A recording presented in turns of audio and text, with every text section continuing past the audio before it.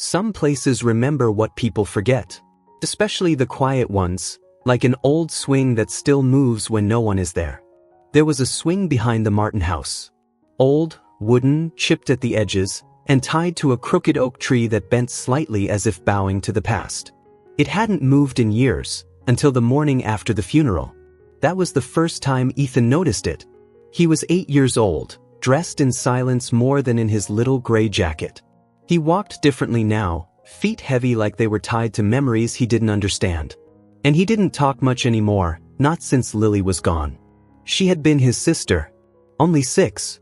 Bright like a sunbeam, and fragile like one too. She died suddenly, an accident by the lake, so ordinary, so cruel. People say children forget fast, but grief sometimes latches on stronger to the ones who can't name it. That morning, Ethan looked out the back window with toast untouched and breath held. The swing moved. Just slightly. Enough to make the shadows beneath it dance. And beneath the swing, sat a dog. It wasn't theirs. A golden retriever, scruffy and golden as dawn. He wasn't tied, collared, or claimed. But there he was, just sitting staring at the swing. Not barking. Not restless. Just waiting like something, or someone, was late. Ethan didn't say anything. Neither did his parents. They were too full of casseroles and condolences. The kind of adults who smiled with tired mouths and eyes that blinked too slowly. But the dog came again the next day. And the next. Always at the same time, right before breakfast. Always beneath the swing. He didn't chase birds. He didn't run around. He just sat. It took Ethan 4 mornings to open the door. He walked barefoot through the dew, feet shivering, steps unsure. The grass parted like it remembered his sister's footsteps too. As Ethan got closer, the dog lifted his head slowly, not in alarm, but recognition. Like Ethan wasn't a stranger, just late to the meeting. They stared at each other for a moment. Ethan sat. The dog inched forward. No words were spoken. Not that day. Or the one after. But on the 7th day, Ethan whispered, "Were you her dog?" The golden didn't wag. He didn't tilt his head like cartoon dogs do. He just blinked. Softly. As if he'd been waiting for that question. No one else paid attention. Parents, busy with bills and grief folded into laundry. Neighbors, kind but distant. To them, he was just a stray. To Ethan, he was something else. He didn't know what yet, but it was warm and golden and waiting. They named him Marble. Or rather, Ethan did, after the tiny blue marble Lily always carried in her pocket. The one that now sat beside her picture frame. And just like that, Marble became part of Ethan's mornings. They had a routine. Ethan would bring half a piece of toast. Marble would eat it gently, crumbs caught in his whiskers. Then they would sit, boy and dog, beneath the swing that still swayed when the wind remembered. Ethan began to speak again. Not to people, but to Marble. He talked about how quiet the house felt now. How everyone tiptoed around Lily's name like it might crack open something they couldn't fix. How he missed the way she used to sing to the tree before breakfast. She used to say the swing was magic, Ethan whispered one day, lying against Marble's side. She said it only moved when it missed someone. The dog didn't move, but his breathing slowed, matching Ethan's. 2 rhythms syncing, one heartbeat learning from another. Weeks passed. Then, one cloudy Thursday, Ethan's mom followed him outside. She stood behind the curtain and watched. Her eyes landed not on the boy, but on the dog. She dropped the mug in her hand. That night, she brought out a photo album. Not the usual one, but a smaller book, faded at the edges. Ethan had never seen it before. She turned to a picture, hands shaking. A girl, barely older than Lily, smiling in a field. And beside her, a golden retriever. "That's me," she said, voice cracking. "And that's Bailey, my dog, from when I was a little girl." Ethan stared. "But, that's Marble." His mom blinked slowly. "Can't be. He died before I went to college." Ethan looked out the window. The swing moved slightly. The dog sat beneath it, staring up at the stars. That night, Marble didn't come inside. He never did. He never crossed the threshold. Like some part of him belonged to the outside. To memories. To the wind. But Ethan slept better than he had in months. And in his dreams, he saw Lily. Not crying. Not gone. Just swinging slowly, singing to the wind. And beside her, a dog that looked exactly like Marble, glowing faintly in the afternoon light. The morning after the dream, Ethan woke before the sun. For the first time in weeks, he ran, barefoot again, not to chase something, but because something in his chest needed to know. Marble was there. Waiting. The swing wasn't moving that day. The air was still, almost holding its breath. But when Ethan sat beside the golden, something in the stillness cracked open, like silence giving way to story. "Did you know her before me?" he asked softly, fingers running through the dog's thick, warm fur. Marble exhaled long, slow. His eyes, that soft honey brown, blinked like yes. Inside the house, things were changing too. His mother started watching through the window more often. Some days, she'd whisper to herself. Others, she'd bring out an old sweater of hers and leave it on the porch. Not for the cold, not for comfort, just memory. Ethan's dad, though, remained distant. He had packed away most of Lily's toys in silence. Said it was time to move on. But he never spoke about her again. As if forgetting could protect what was left. Ethan instead remembered more. Especially with Marble nearby. One late afternoon, clouds bloomed in the sky like bruises. Rain was coming, heavy and tired. Marble didn't show up that morning. Or that evening. Ethan waited under the swing with an umbrella, his toast gone soggy in his pocket. Still no dog. That night he dreamt again. But it was different. This time, he wasn't in the yard. He was at the lake. The lake where Lily had drowned. But there was no water. Just golden light rippling where the lake should have been. And at its center, a little girl, swinging from nothing, laughing with a dog leaping beside her. The laughter echoed long after he woke.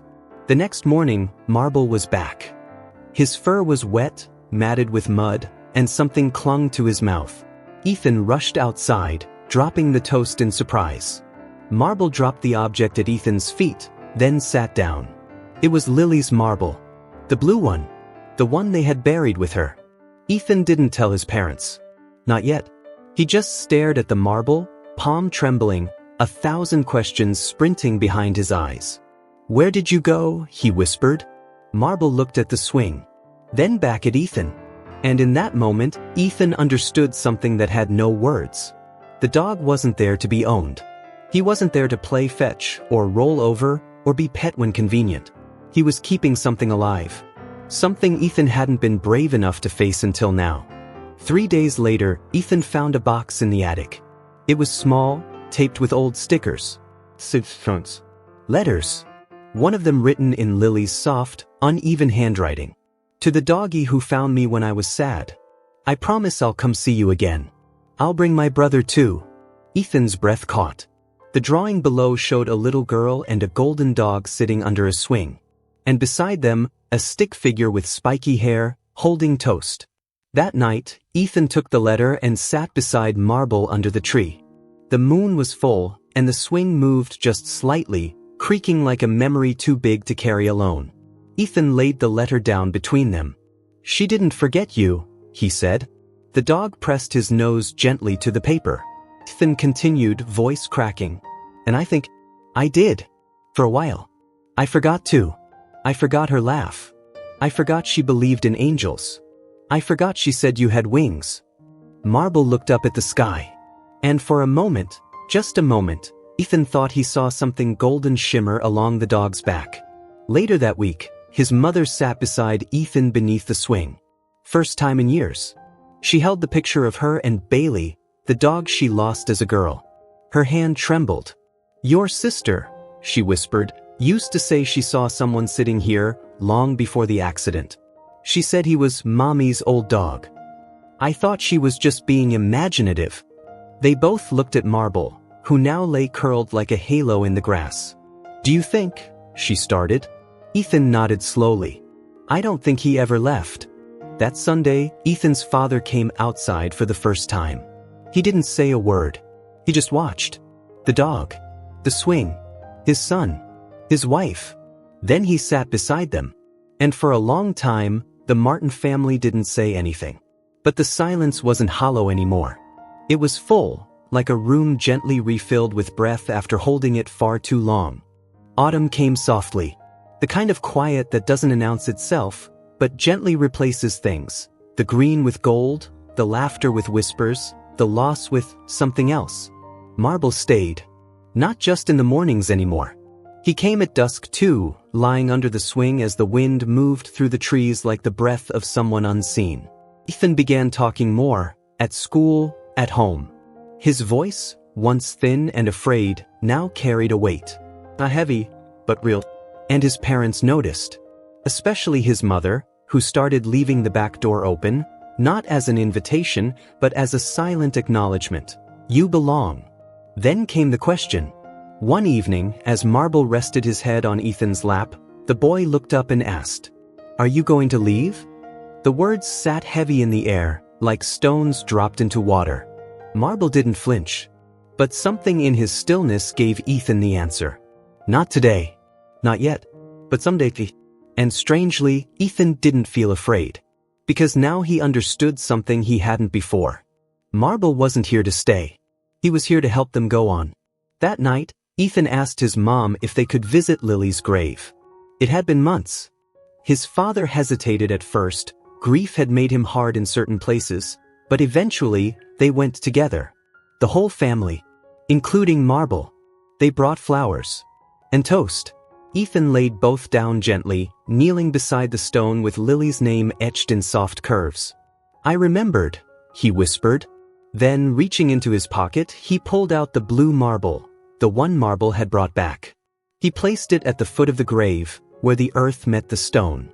"She said she'd come back with her brother," he said. "Well, I'm here now." Marble lay beside him, his head bowed, not in sadness, but reverence.